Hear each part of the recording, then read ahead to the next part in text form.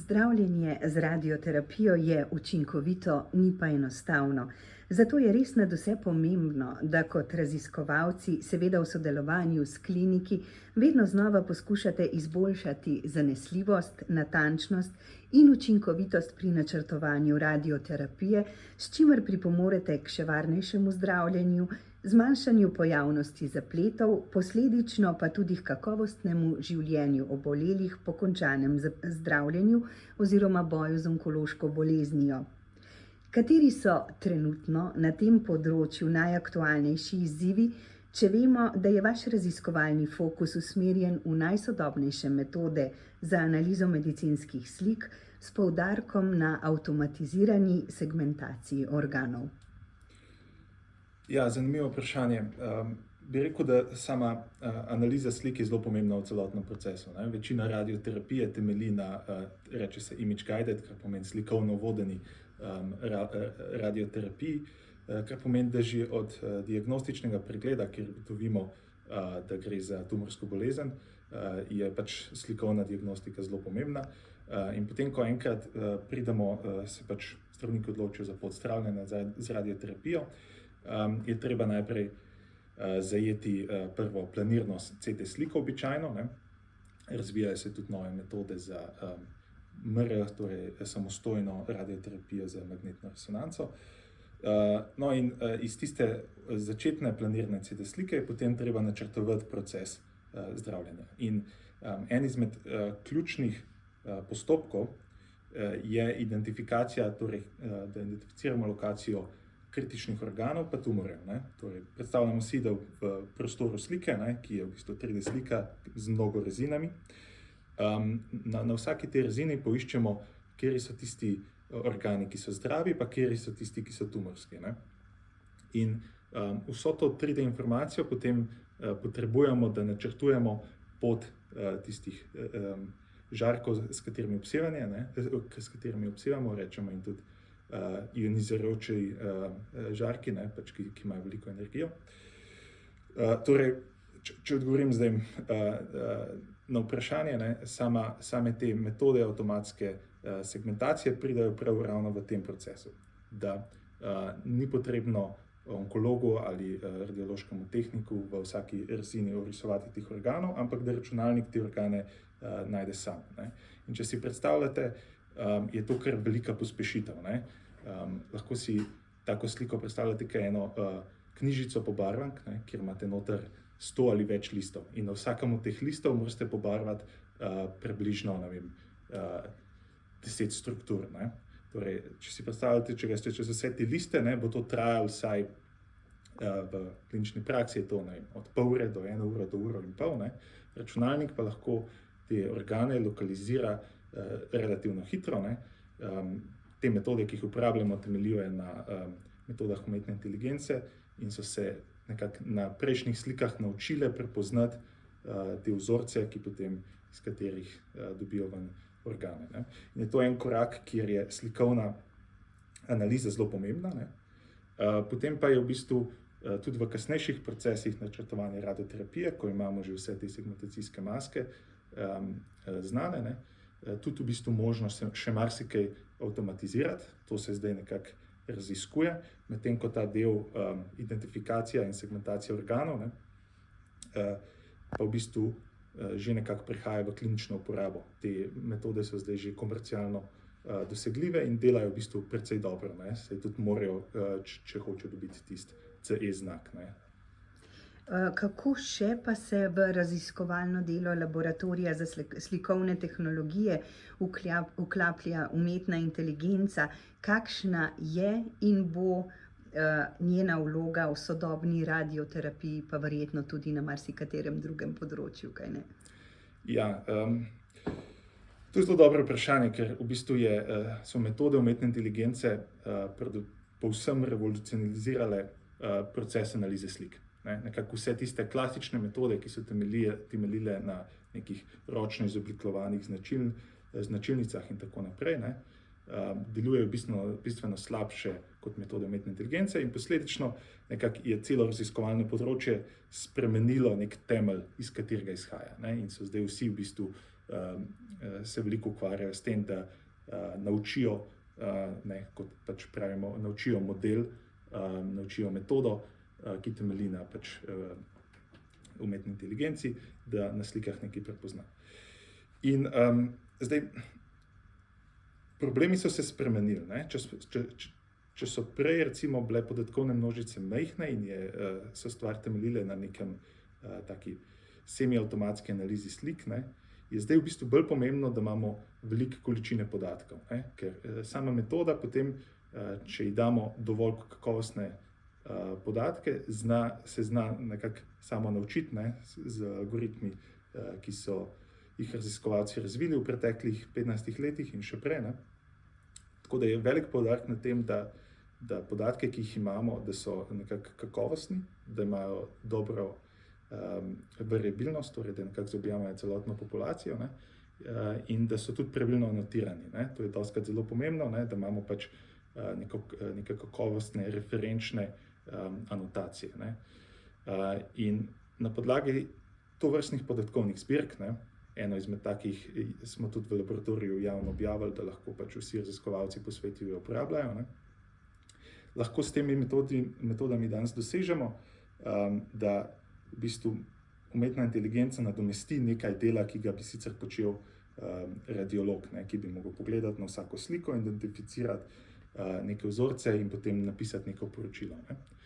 Tako da nekako raziskovalno, ne, so glavni fokusi na tem, da seveda metode ne delujejo slabše, kot delujejo strokovnjaki, ne, kar je precej visoka lestvica za doseči, ne. Namreč pač variabilnost, ki jo vidimo v zdravstvenih sistemih, ne, anatomska variabilnost, patologije in tako naprej so precej široke, ne. Tako da jasno, da človeško oko, ne, je nekako trenirano, da se zna prilagoditi, ne, in da zna ugotoviti, kaj se dogaja v sliki, ne, medtem ko če hočemo, da umetna inteligenca isto naredi, ne, moramo poskrbeti, da so vhodni podatki dovolj kakovostni in raznovrstni, da se potem tega lahko nauči. Tako da raziskovalni fokus je res veliko na podatkih, en del na metodah, ne, in potem zelo pomembno je tudi sama analiza, ne. Treba je dovolj dobro vedeti, kaj človeški, torej kaj strokovnjak zna narediti, ne, in kakšen je nekako njegova raven napak, ne, ki se zgodi, da potem znamo ovrednotiti, ali je metoda umetne inteligence vsaj enako dobra, če ne boljša, ne. In tukaj je kar potrebno biti zelo strikten, da ne naredimo kakšnih napak in nismo pristranski do enega izmed, ne, dveh načinov analize slik. Več kot polovica onkoloških bolnikov potrebuje zdravljenje z obsevanjem v različnih fazah bolezni. V primerjavi z drugimi pristopi je radioterapija bolj lokalno usmerjena, predvsem pa manj invazivna. Da je tovrstno zdravljenje učinkovito, pa je predtem nujno res natančno načrtovanje obsevanja. To je izvedljivo po zaslugi poprejšnje slikovne diagnostike, bodisi s CT-jem, magnetno resonanco ali s pozitronsko emisijsko tomografijo, torej s PET-CT. Načrtovanje radioterapije mora biti, kot ste že poglobljeno pojasnili, domišljeno in stopenjsko. Kako pravzaprav to poteka? Ja, torej, kot smo omenili, ne, najprej imamo ta proces, kjer zajamemo sliko, ne. Ta slika je lahko v večini primerov gre za CT sliko telesa, ne. Dostikrat pa saj na področju glave in vratu, s čimer smo se mi tudi ukvarjali, ne, zajamejo še magnetno-resonančno sliko, ne. Zdaj, prvi recimo izziv, s katerim se srečamo, je, da te dve sliki sta zajeti v dveh različnih napravah, ne, in ne, seveda bolnik nikoli ni enako postavljen v teh napravah. Vedno so manjše razlike v tem, kako je, ne vem, mogoče vrat obrnjeno ali pa glava nagnjena. Tako da prvi velik izziv je poravnava teh dveh slik, ne, da znamo CT in MR sliko dati v isti prostor, da sta si nekako čist skladni, ne. In potem, ko to enkrat imamo, ne, je naslednji korak segmentacija organov, torej na vsaki rezini poiskati točno lokacijo tumorov in segmentacijskih mask, ne, kar smo že malo opisali prej, ne? In na podlagi vseh teh informacij pridemo potem v naslednji korak, ki pa je načrtovanje doze, ne? Torej, onkolog bo predpisal, da mora tumor prejeti recimo 70 grejev, ne, v 35 frakcijah, neka taka standardna stvar, ne. Zdaj pa je potem na medicinskem fiziku, da ta plan, ne, ta načrt realizira, ne, kar pomeni, da je treba točno določiti, kako se bojo te žarki nekako prilagajali, ne, ko se bo stvar vrtela okoli telesa, da bo tumor prejel čim večjo dozo, ne, ker pač žarki s sevanjem ravno želimo ubiti tumorske celice, ne. Hkrati pa hočemo zagotoviti, da okoliški zdravi organi dobijo čim manjšo dozo, ne.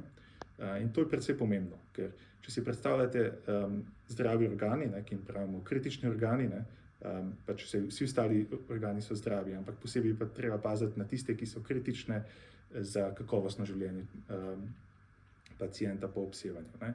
Tako da, če dam primer, ne, recimo očesni živc, ne, spada med kritične organe, pa potem določene žleze, ne, in tako naprej. Če bi te organe preveč obsevali, torej če bi jih zanemarjali v procesu planiranja radioterapije, ne, bi tudi kar nekaj celic ubili, ne, kar bi pomenilo, da mogoče človek izgubi ali pa se mu bistveno poslabša vid po samem obsevanju. Torej, kvaliteta življenja bo bistveno slabša. Če določene žleze preveč obsevamo, ne, bo izločanje sline mogoče slabše, ne, in s tem potem tudi čiščenje zob in so razni zapleti vezani na to, ne. Tako da z vsemi temi, ne, z vsem tem natančnim planiranjem se hočemo izogniti tovrstnim zapletom. Včasih to tudi ni mogoče, ne, če je tumor močno zažrt v nek organ, pač bomo verjetno oba poškodovali, ne, sicer tumor bolj, ampak bo nekaj škode tudi na tistem kritičnem organu. Ampak ja, proces je zasnovan tako, ne, da na podlagi vseh teh informacij lahko potem zelo natančno določimo pot teh žarkov in s tem nekako zagotovimo čim boljše življenje bolnika po obsevanju in hkrati uspešno zdravljenje, kar pomeni, da ne ubijemo večino ali pa vse tumorske celice, ne. Zdaj, radioterapija se dostikrat uporablja v kombinaciji z ostalimi načini zdravljenja, ne, tako da, ne vem, s kemoterapijo in radioterapijo potem kombinirano, ne, hočemo zatreti ta tumor do konca, ne, tako da nekako je pol odvisno od tega, kako se onkolog odloči zdraviti. Omenili ste območje glave in vratu, zato me zanima, kako pomembni bodo za bolnike izsledki aktualnih raziskav, s katerimi ste s profesor dr. Tomažem Vrtovcem v sodelovanju z Onkološkim inštitutom Ljubljana pod raziskovalni drobnogled dali prav radioterapijo v predelu glave in vratu.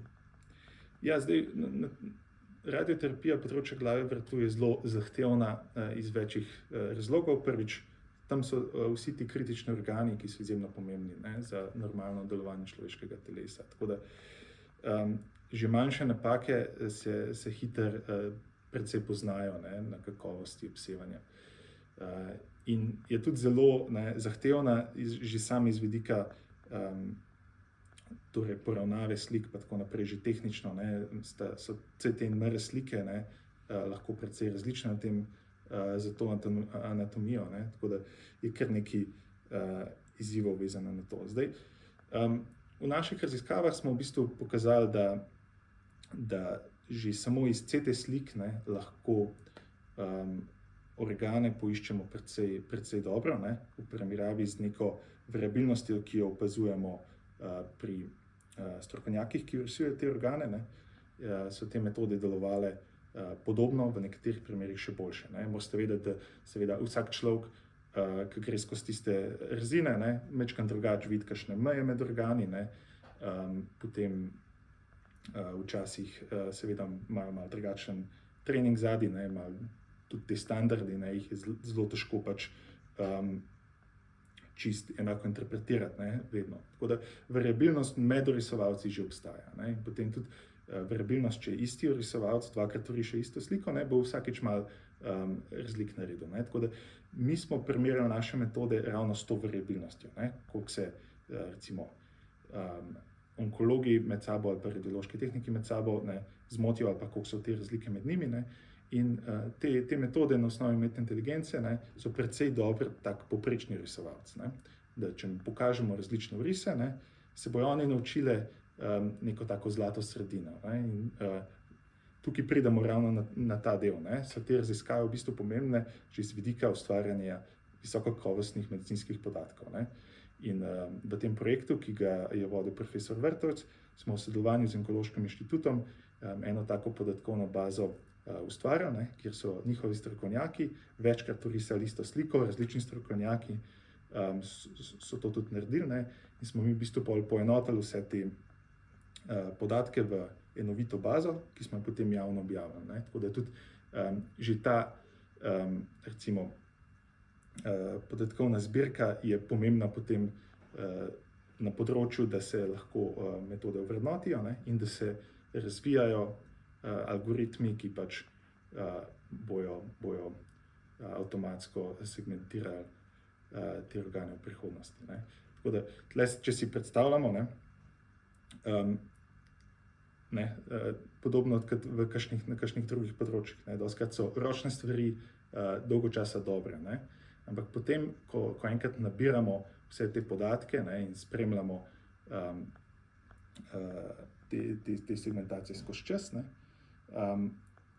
imamo potem kar naenkrat toliko informacij, kolikor jih en sam človek ne more v življenju sprocesirati, toliko risov videti, toliko različnih slik. In takrat, kar naenkrat te metode, ko vse te podatke vidijo, so enostavno, kot da bi malo več knjig prebrali, postanejo zelo močne in kar naenkrat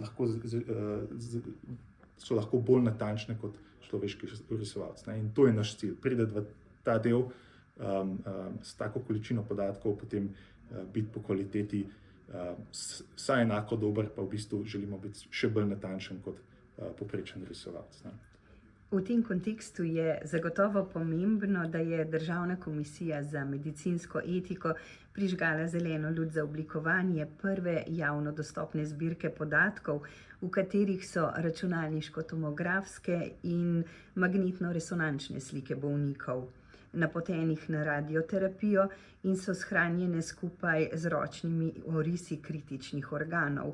Kaj je pokazala analiza teh podatkov in kakšen je raziskovalni doprinos k iskanju oziroma zagotavljanju najoptimalnejše rešitve, najoptimalnejših rešitev, pa pravzaprav ne le pri nas, ampak tudi na mednarodni ravni, kolikor razumem? Ja, pač te podatkovne baze so ključnega pomena in seveda z nekimi postopki de-anonimizacije, de-identifikacije, ki jih moramo imeti, ki jih moramo opraviti, je v bistvu so stvari tudi precej varne in smiselne za čist povprečnega človeka, ker na koncu sama družba ima neko korist od tega, da če so ti podatki javno objavljeni in zraven tudi orisi, se potem lahko razvijajo boljše metode. Tako da zagotovo je pač ta postopek zelo pomemben in etične komisije so pomembne, da pač ocenijo transparentnost tega postopka, ampak hkrati se moramo mogoče v Sloveniji tega zavedati, pa še malo izboljšati pri objavljanju teh baz, pa mogoče še en korak prej na samem poenotenju podatkovnega prostora, posebej medicinskega, ker s temi podatki lahko dosežemo še bistveno več, kot trenutno dosegamo. Z neko enotno zbirko potem lahko delamo neke statistične študije, ki v bistvu marsikaj povejo o tem, kako je optimalno zdraviti ljudi in kako to izboljšati. Zdaj pač, ja, ena izmed stvari, ki gre zunaj meja Slovenije, tukaj je tudi računski izziv, ki smo organizirali na podatkovni zbirki, kjer smo v bistvu k temu istemu problemu segmentacije organov povabili nekako celo svetovno raziskovalno skupnost in smo dobili pač lep odziv parih skupin, ki so se odločali z raznimi pristopi reševati isti problem. Zdaj, zanimivo, kar smo ugotovili, je, da v bistvu danes te metode so same po sebi kar dobre. Ne? Tako da, če ima človek dobre podatke, ne, smo metodološko zdaj že nekako toliko suvereni, da lahko različne skupine z različnimi pristopi v bistvu pridejo do zelo podobnih rezultatov. Ne. Nekih zelo velikih razlik med najboljšimi skupinami ni bilo, ne. Kar kaže na res tisto neko že stopnjo nasičenosti, ne, kjer pač vidimo, da do sem lahko pridemo s takimi vhodnimi podatki, ne. Naprej od tega moramo mogoče malo drugače začeti razmišljati. Ne. Zdaj, ugotovitve kažejo, da trenutno stanje teh metod, ne, v bistvu kar primerljivo s tem, kar strokovnjaki znajo. Ne. Če pa hočemo biti še bolj natančni, so pa stvari v bistvu zelo zanimive. Ne. Takrat pa se vprašamo tudi, kaj je tisti zlati standard, ki ga risovalci lahko dosežejo. Ne. Risovalci se bojo vedno deloma pač motili, ker najbolj natančen pristop je, ne, da če lahko na kadavru potem stvar povsem analizirajo, ne, ampak to v večini primerih ni možno. Ne. Kar pa zdaj razvijamo v laboratoriju kot neke nove metode za kakšne take eksperimente, so pa čisto in silico stvari, kjer smo v bistvu sposobni na podlagi predhodnega opisa anatomije ustvariti zelo realistično CT sliko tega bolnika. In razlika je v tem, da mi štartamo z anatomijo, ki jo dobro poznamo, ne? Z natančno zamejitvijo vsake strukture, ki jo želimo simulirati. In potem nekako naredimo kot digitalni dvojček CT naprave, ne? Kjer naredimo fizikalne simulacije in potem rekonstruiramo CT sliko. Ne? In je to en izmed, v bistvu edini način, da dobimo zlati standard orisov, kar pomeni, da imamo v bistvu vsako mejo na milimeter ali pa še bolj natančno definirano. In s takimi pristopi pa potem lahko delamo stvari, ki jih z javnimi zbirkami mogoče niti ni mogoče ustvariti. Kakšni pa so z vidika že najdenih in še iskanih stičišč med radioterapijo in umetno inteligenco nadaljnji obeti, ki jih bo mogoče vtkati v klinično prakso? Glede na to, da vemo, da je v kliničnem vsakdanu javnega zdravstva veliko sistemsko povzročenih kratkih stikov, namreč prav takšne možnosti vzbujajo, prinašajo veliko upanja, pa ne le zaposlenim, ne le zdravnikom in ostalim strokovnjakom, ampak tudi ali predvsem bolnikom. Ja, možnosti je res veliko. In zdaj, če gremo samo malo širše pogledati na področju radioterapije, ne, je segmentacija organov le en izmed procesov, ki se mora zgoditi. Ne. Omenili smo že tudi načrtovanje, ne, za tem. In načrtovanje zdaj poteka nekako ročno oziroma polavtomatsko, ne, kjer na podlagi segmentacije medicinski fizik načrtuje plan. Zdaj, tudi ta proces, ki ga upravlja medicinski fizik, ne, je mogoče na nek način avtomatizirati, je precej zahteven, ne, ampak na podlagi pač dobrih podatkov in z novimi pristopi, ne, se da tudi tam marsikaj narediti. Ampak to je še vedno nekako klasična radioterapija. Ne. Potem pa, kar vse te metode prenašajo, ne, so v bistvu pospešitve, ne, pa recimo zagotovljena kakovost. Ne. In na podlagi teh dveh stvari se je možno iti tako imenovano adaptivno radioterapijo, ne, ki se jo včasih že grejo, ne, ampak dostikrat v bistvu ni izvedljiva čist iz vidika časa in tako naprej načrtovanja, ki je potrebno za to. Ne. In ideja adaptivne radioterapije pa je, ne, da med frakcijami, ne, bolnik vsak teden prihaja na radioterapijo, ne, da v vmesnem času malo popravimo plan. Ne. Namreč po vsaki frakciji se tumor nekoliko skrči. In če mi uporabljamo star plan, ki uporablja originalno velikost tumorjev, ne, delamo majčkeno napake. Ne. In zdaj, ker smo sposobni zelo hitro ustvariti segmentacije in načrtovati nov plan, ne, lahko s temi metodami v bistvu tukaj izboljšamo plan za vsako frakcijo, ne, ali pa na vsakih nekaj frakcij, kar je verjetno bolj smiselno, ne, in s tem v bistvu izboljšamo samo kakovost zdravljenja in natančno zdravljenja predvsem. Ne. Ampak to je zdaj samo v radioterapiji. Ne. Seveda, sama umetna inteligenca ima v medicinski diagnostiki zelo velik potencial. Velik potencial ima tudi v samem spremljanju bolnika, ne, recimo z neko kronično boleznijo, kjer se da na avtomatski način dobiti neke biomarkerje, ne, torej neke značilnice, ki nam povejo o tem, na kakšni stopnji bolezni je bolnik. Ne. Tudi s tem se v laboratoriju kar nekaj ukvarjamo, profesor Špeclin recimo na področju multiple skleroze, ne. Potem pri zelo zapletenih pregledih, kot je recimo iskanje anevrizem v možganskem žilju, ne, tam lahko tudi marsikaj pomagajo, ne, ker te metode pač delujejo to, kar je računske moči, ne, dobro, pa to, kar so dobro naučene. Ne, in tukaj je tudi docent Bizjak recimo razvil algoritme, ne, ki znajo zelo efektivno detektirati anevrizme, ne, in potem tudi do neke mere že napovedati, kakšen bo odziv na zdravljenje ali pa je smiselno tisto operirati. Ne. Tako da, ja, umetna inteligenca, ne, s svojo sposobnostjo, odlično sposobnostjo analizirati vzorce, ne, je seveda za slike nekako izjemno primerna, ne, ker branje slik ni nič drugega kot identifikacija znanih vzorcev, ne, ki so lahko pač abnormalni ali pa pač nam povejo nekaj o človeškem telesu. V javnosti smo slišali za že nemalo dosežkov slovenske medicine, udejanjenih na področju kirurgije, seveda tudi s pomočjo robotov oziroma robotike, z uporabo sistemov Da Vinci, denimo. Toda medicinska znanost in njen razvoj se tukaj nikakor ne bosta ustavila, izzivov je veliko. In na tej poti smo pravzaprav, česar si splošna javnost ne more zlahka predstavljati, prišli že zelo daleč. Lahko poveste nekaj več o tem? Ja, z veseljem. Torej, medicinska robotika je res prišla zelo daleč in recimo naprave, kot so Da Vincijev robot za operacije, so zelo dovršene. Ne.